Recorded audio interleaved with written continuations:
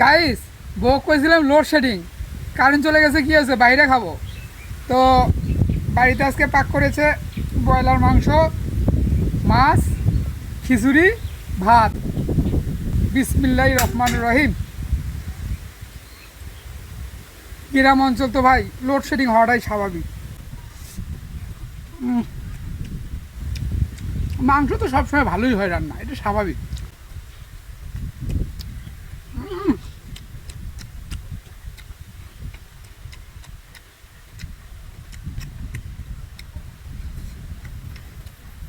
কারণ লোডশেডিং যত হবে অত খাওয়ার মজা হবে।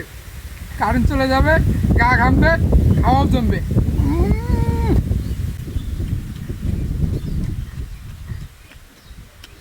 খিচড়ি কিন্তু এটা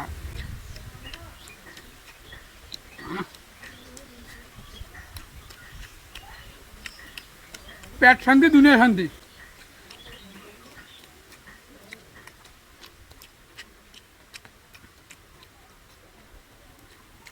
বাটা মাছটা মোটামুটি স্বাদ আছে, খাওয়ালই।